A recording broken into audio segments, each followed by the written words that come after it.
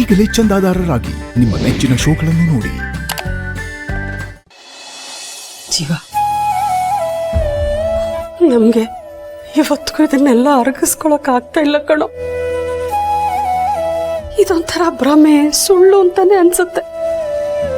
ನಾನು ದಿನ ದೇವರಲ್ಲಿ ಪ್ರಾರ್ಥನೆ ಮಾಡ್ತೀನಿ ಇದೆಲ್ಲ ಸುಳ್ಳಾಗೇ ಇರ್ಲಿ ಅಂತ. ನಿಂಗೊಂದು ಮಾತು ಗೊತ್ತಾ, ಇತ್ತೀಚೆಗೆ ನಾನು ದೇವ್ರ ಹತ್ರ ನನಗೋಸ್ಕರ ಏನು ಪ್ರಾರ್ಥನೆ ಮಾಡ್ತಿಲ್ಲ. ನನ್ನ ಮಗಂಗೆ ಒಳ್ಳೆ ದಾರಿ ತೋರ್ಸಪ್ಪ, ಅವನ್ ಸರಿಯಾದ ದಾರಿಲಿ ನಡೀಲಿ ಅಂತಾನೆ ಪ್ರಾರ್ಥನೆ ಮಾಡ್ತೀನಿ. ನಿಂಗೆ ಗೊತ್ತಾ ಜೀವ, ನಾನು ನಿಮ್ಮಪ್ಪ ಎಷ್ಟೋ ರಾತ್ರಿ ನಿದ್ದೆನೆ ಮಾಡಿಲ್ಲ ಕಣೋ. ಎಚ್ಚರವಾಗೇ ಇರ್ತೀವಿ. ತುಂಬಾ ಚಿಂತೆ ಆಗತ್ತೆ ಕಣೋ,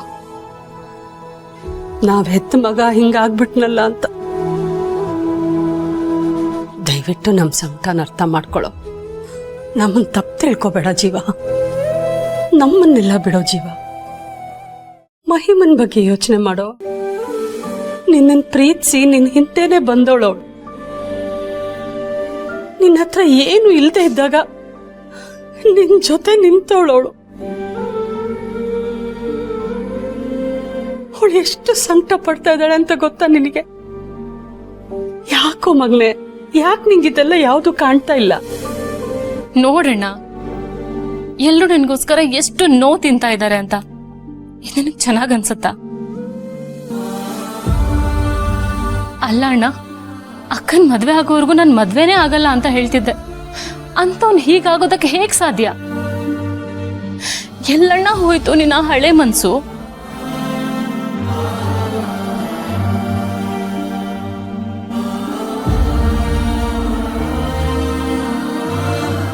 ಇಷ್ಟೆಲ್ಲ ಆಗ್ತಾ ಇರೋದು ಆ ಕೆಟ್ಟ ಚಟ್ಟದಿಂದ, ಆ ಕುಡ್ತದಿಂದ. ಅದನ್ನ ಬಿಟ್ಬಿಡೋಕಂದ. ನನ್ಗೋಸ್ಕರ ಅಲ್ದೆ ಹೋದ್ರು ನಿನ್ನ ಹೆತ್ತ ಕರಳಗೋಸ್ಕರನಾದ್ರೂ ಬಿಟ್ಬಿಡೋ. ನೋಡು, ಇನ್ಮೇಲೆ ನನ್ನ ಮೇಲೆ ಆಣೆ ಮಾಡು. ಇನ್ಮೇಲೆ ನೀನೇನಾದ್ರೂ ಕುಡಿಯೋದಿಲ್ಲ ಅಂತ ಆಣೆ ಮಾಡು ಜೀವ.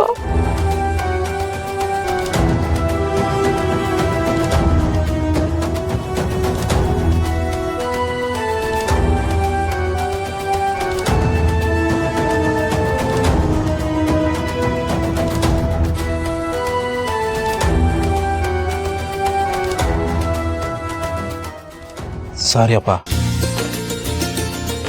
ಸಾರಿ ಅಮ್ಮ.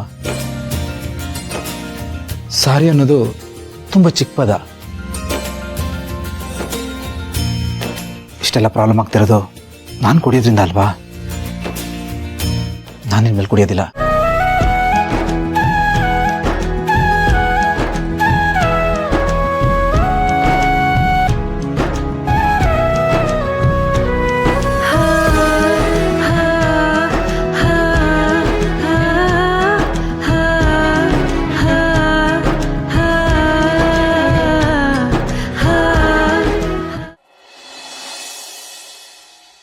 ಮೇಡಮ್, ಅಮ್ಮ ಮೊದ್ಲಿನ ತರ ಆಗ್ತಾರಲ್ವಾ? ಖಂಡಿತ ಆಗ್ತಾರೆ, ಆದ್ರೆ ಸ್ವಲ್ಪ ಸಮಯ ಹಿಡಿಯತ್ತೆ. ಸದ್ಯ ಒಂದ್ ಕೋರ್ಸ್ ಟ್ರೀಟ್ಮೆಂಟ್ ಮುಗ್ದಿದೆ, ಈಗ ಸ್ವಲ್ಪ ಇಂಪ್ರೂವ್ಮೆಂಟ್ ಕಾಣಿಸ್ತಾ ಇದೆ. ಸ್ವಲ್ಪ ದಿನ ಗ್ಯಾಪ್ ಕೊಟ್ಟು ಅವ್ರನ್ನ ಅಬ್ಸರ್ವೇಷನ್ ಇಟ್ಟು ಆಮೇಲೆ ಸೆಕೆಂಡ್ ಕೋರ್ಸ್ ಮಾಡೋಣ. ಎಲ್ಲಾನು ಹಂತವಾಗಿ ಆಗತ್ತೆ. ಈಗ ನೀವು ಅವ್ರನ್ನ ಮನೆ ಕರ್ಕೊಂಡು ಹೋಗ್ಬೋದು. ಮೇಡಮ್, ನಾನು ಹೇಳಿರ್ಲಿಲ್ವಾ ಅಮ್ಮ ಹುಷಾರಾಗ್ತಾರೆ ಅಂತ? ಇವಾಗ ನಿಮ್ಗೆ ಸಮಾಧಾನ ಆಯ್ತಾ?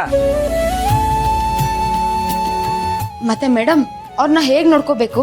ಏನ್ ಮಾಡ್ಬೇಕು ಅಂದ್ರೆ ಅವ್ರಿಗೆ ಏನ್ ಇಷ್ಟ ಆಗುತ್ತೋ, ಅವ್ರಿಗೆ ಏನ್ ಖುಷಿ ಆಗುತ್ತೋ ಅದನ್ನ ಮಾಡ್ಬೇಕು. ಒಟ್ನಲ್ಲಿ ಅವ್ರನ್ನ ಚೆನ್ನಾಗಿ ನೋಡ್ಕೊಳ್ಳಿ ಅಷ್ಟೇ.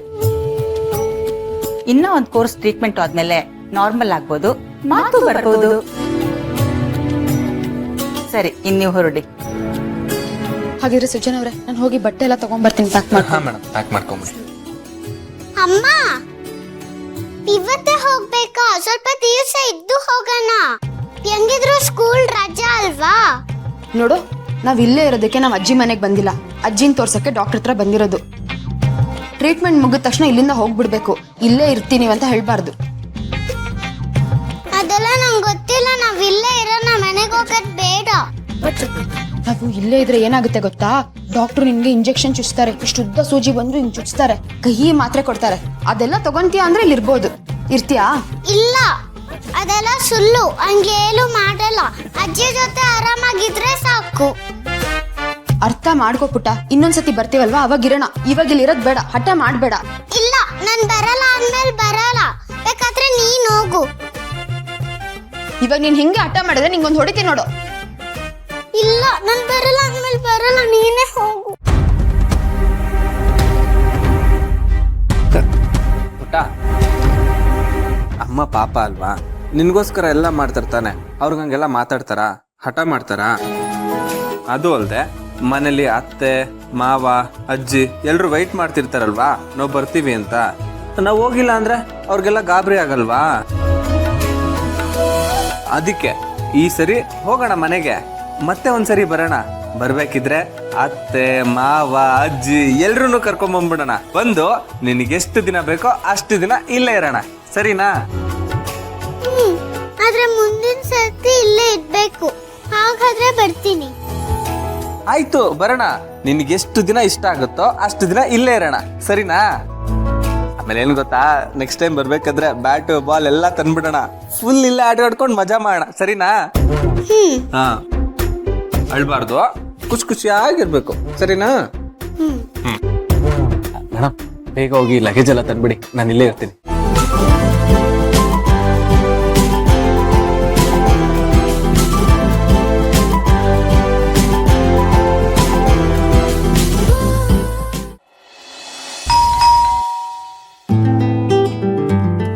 ಜೈ ಬಂದ್ರು ಅನ್ಸತ್ತೆ.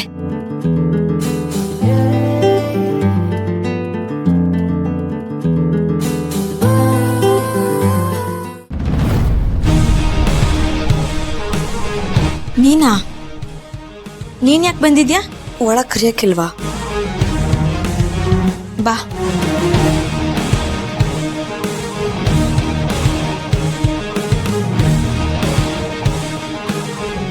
ಏನ್ ಬಂದಿದ್ದು?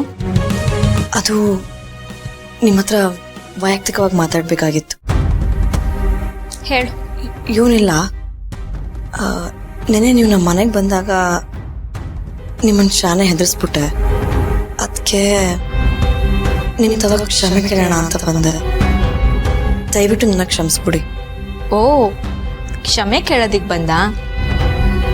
ನೀನ್ ಬಂದಿದ್ದನ್ನ ನೋಡಿ ಎಲ್ಲಿ ದೊಡ್ಡ ಹೀರೋಯಿನ್ ತರ ಡೈಲಾಗ್ ಹೊಡಿತೀಯನೋ ಅನ್ಕೊಂಡೆ. ಬಟ್ ನೀನ್ ಸಾರಿ ಕೇಳಕ್ ಬಂದಿದ್ಯಾ? ಅದ್ ಸರಿ, ನಿನ್ನೆ ನನ್ನ ಅಷ್ಟೊಂದು ಎದುರಿಸ್ದೆ, ಈಗ ನೋಡಿದ್ರೆ ಸಾರಿ ಕೇಳಕ್ ಬಂದಿದ್ಯಾ? ಯಾಕೆ, ಭಯ ಆಯ್ತಾ?